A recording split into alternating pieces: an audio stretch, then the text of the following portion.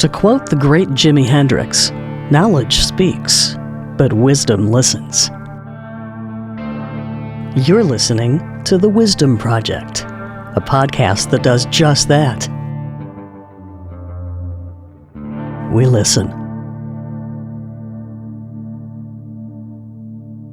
November 11th in the United States is Veterans Day, a day that originally existed as Armistice Day in commemoration of the end of World War I.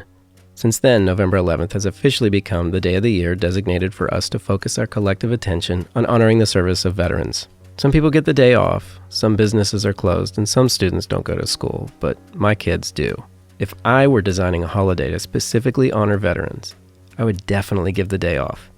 But I would require non-military people who get to take the day off to listen to an oral history interview with a veteran. Or even better, conduct an oral history interview with a veteran so other people can listen. The Nunn Center's been collecting veteran stories since we began in the early 1970s. We have interviews with veterans going back to World War I and as recent as Operation Iraqi Freedom and Operation Enduring Freedom, the wars in Iraq and Afghanistan. One of the more visible ways our society focuses public attention on veterans is in the form of movies. As Veterans Day approaches, I don't know if you've noticed, but cable channels start to run more war films. Netflix and Apple TV start to suggest them to you. Recently I was watching one of those movies, Saving Private Ryan, a movie that is famed for its realism in its depiction of World War II, especially the opening scene. This film is so well written with incredible acting, direction, and cinematography. It's difficult for you to not get caught up in the plot, the characters, even after seeing the movie multiple times. I've seen this movie multiple times, but this time, as I watched the screen, I found myself focusing not on the movie, but on Jess Beasley and Louis Bower, two World War II veterans who were interviewed as part of the Nunn Center's World War II Veterans Oral History Project. These two veterans came to mind in that moment because both had told such powerful stories about their own experiences in World War II, specifically stories about their experiences during the D-Day invasion and the months following. I had the realization that I could turn the television off and hear equally powerful stories in my own archive. So I did just that. Instead of finishing Saving Private Ryan, I turned off the TV, I opened my laptop, and with a quick search of the Nunn Center's catalog, spent the next hour listening to actual veterans tell their story. Jess Beasley was interviewed in 1994 and was from Garrard County and Jessamine County, Kentucky. He was a private in the Army and took part in the D-Day invasion, specifically at Omaha Beach. Prior to the clip I'm about to play, Beasley recalled being prepped for the invasion by General Patton in England while they were training. He recalls Patton telling the troops that when they get off the boat, don't dig in. That first group, you'll probably die. The interviewer, a great interviewer named Bill Marshall, asks Jess Beasley, while he was floating in the boat on the approach, what was he thinking about in that moment? I remember going in, and it was dark at night. We had cut up, soldiers. They cut up, and when they're in problems, they joke and they kid, and they wisecrack, and they do this and they do that. And that went on. We had a great spirit that way till we got on them ships, and then we knew we were going in. You was talking about what was I thinking about. I was thinking about, would I get killed the first thing? Would I make it to the beach? How would I get killed? Would it be by a shell, or would I get a bullet, or all kind of things like that started going through my head. And I looked around on the ship. We were terribly crowded there. We were sitting on the floor and crowded. And all at once there was a blank expression on everybody's face. You look at a fella maybe 18, 19 years old, and there was nearly a death look. No talking, no kidding, no nothing. I thought of my home in Garrett County on the Kentucky River, and my dog, and my mom, and my cousins, and I wondered if I'd ever see them again. This is something that I'd trained for and trained for and trained for, and now it's coming. I didn't know how I'd handle it. The second veteran we focus on is Louis Bower from Flemingsburg, Kentucky, who was interviewed in 1985. Louis Bower entered the service December 20th, 1940. He had graduated from Millersburg Military Institute in Millersburg, Kentucky in 1924, attended the University of Cincinnati. So he entered an officer, second lieutenant. He moved around to several training locations in the U.S., However, he was told that due to his age and his rank, that he would most likely remain stateside to train the troops. As it turned out, he too was part of the D-Day invasion of Normandy. Now, people have a misconception of the invasion of Normandy. They think that D-Day was the day. That was all there was to it. Well, that was just the beginning. Just the beginning. It got worse all the time.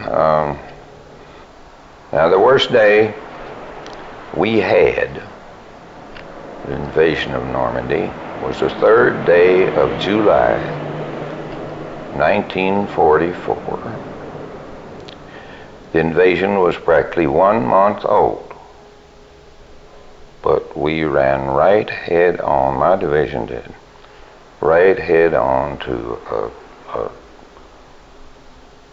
a strong point, enemy stronghold.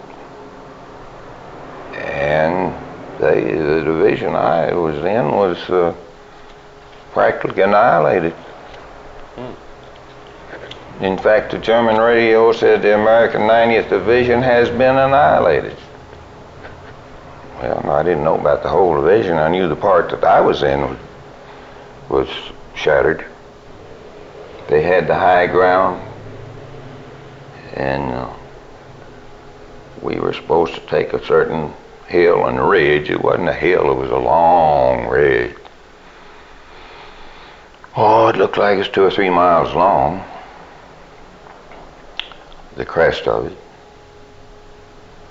And I looked at that hill and I said, we had a long valley, wide valley to cross there. It's probably, it was almost a mile. Well, when we reached the base of that hill, it wasn't enough. There were too few of us left to make an attack on that hill. The German army was looking right down our throats.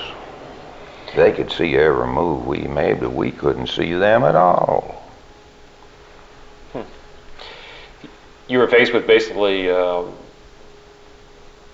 machine guns and mortars and artillery. You mean theirs? Theirs, yes. Yes. Yes. We were exposed to their mortar fire, small arms fire, and those German 88s were out of this world. They were a triple threat weapon. Used 3 types of ammunition: anti-aircraft, and a tank, and a personnel. They could fire any of those 3 types of ammunition, and they used them effectively. Were you yourself involved with crossing the valley to get to the hill? What eventually was your situation, personally?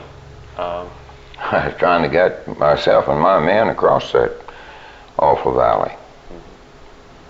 It was a wide valley. It wasn't just a little narrow thing where 2 hills come together down below. It was, it must have been a mile across there.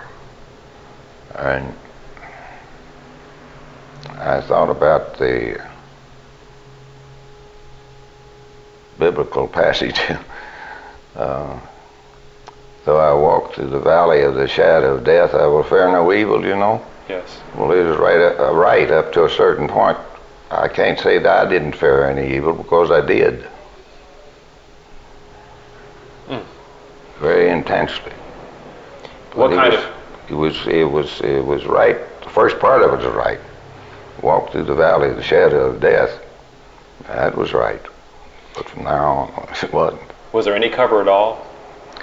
Oh, trees and weeds and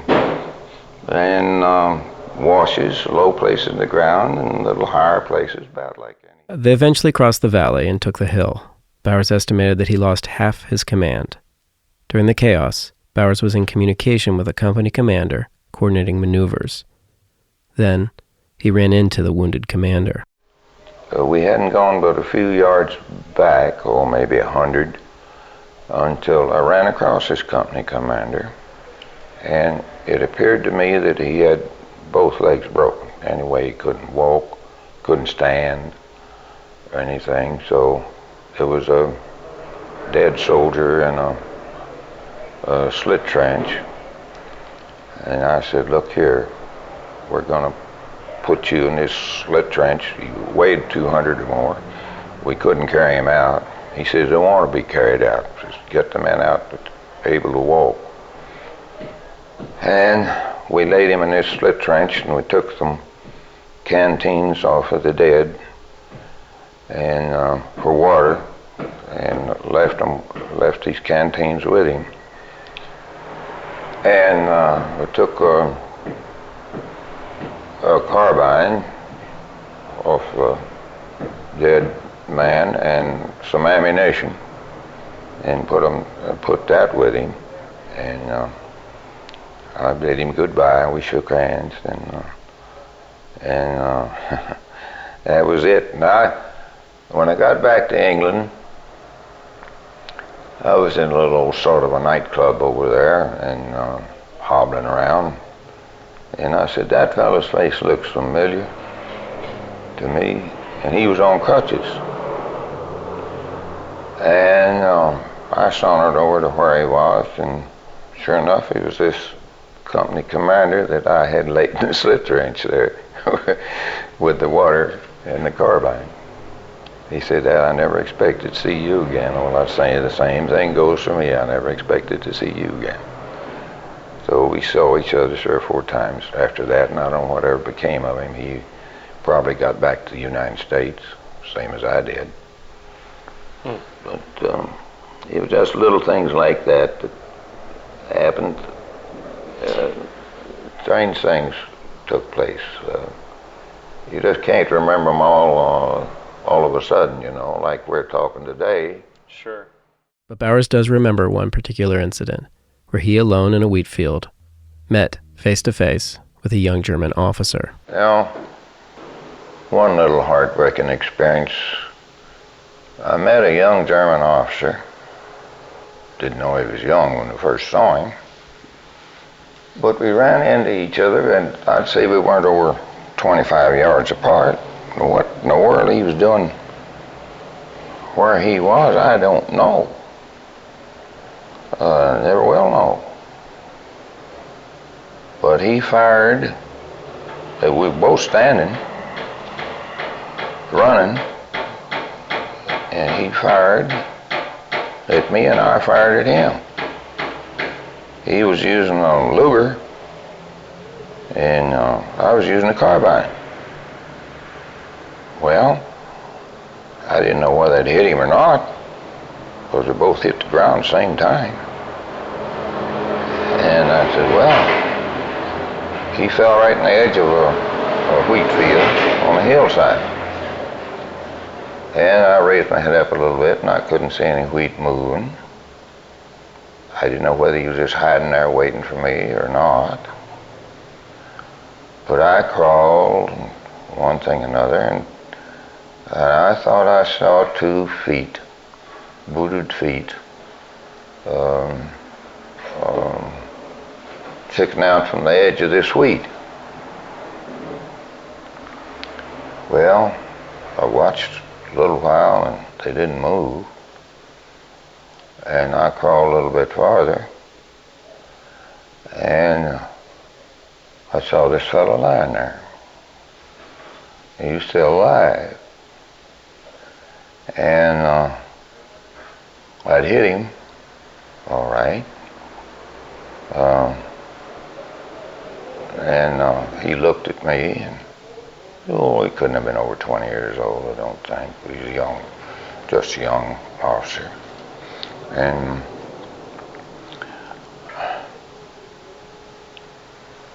he couldn't move. He was shot in here. Evidently, the bullet damaged his spine somewhere or another.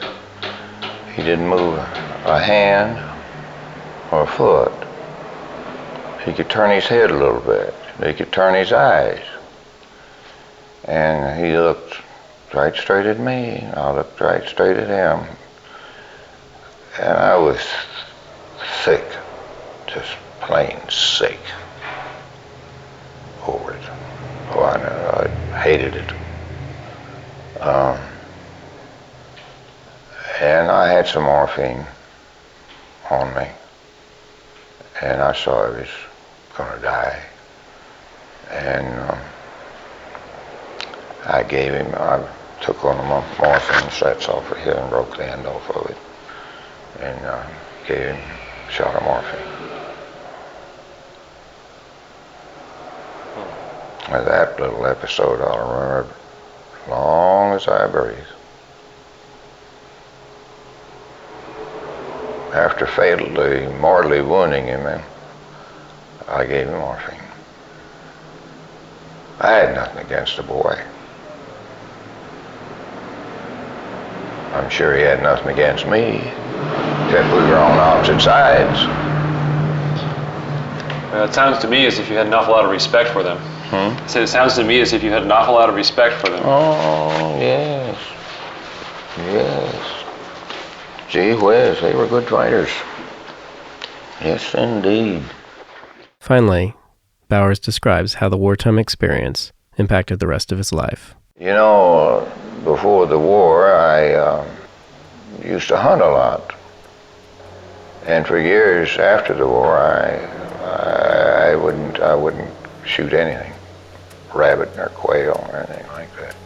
Squirrel, clear out. And I haven't hunted hardly any since then. Jess Beasley and Louis Bowers were real people describing real experiences. I think the best way we can honor our veterans is to listen to their stories. Now, I'm a big fan of movies, but this Veterans Day, I challenge you to turn off the fictionalized entertainment and take a moment to listen to at least one veteran's story. Thanks for listening. The Wisdom Project podcast is brought to you by the Louie B. Nunn Center for Oral History in the University of Kentucky Libraries and is hosted and produced by Doug Boyd and Kopana Terry. The music was written by me, Doug Boyd. You can find more episodes at thewisdomproject.life. We encourage you to listen to the full interviews with Jess Beasley and Louis Bowers online at KentuckyOralHistory.org. They're searchable using our super cool search system called Ohms that makes the audio and video discoverable. Subscribe to the podcast on iTunes or your favorite podcasting platform. Like the Nunn Center on Facebook or check out our blog at nunncenter.org. Follow Kopana and I on Twitter at Douglas A. Boyd and at The Real Kopana. Stay tuned for the next episode of The Wisdom Project.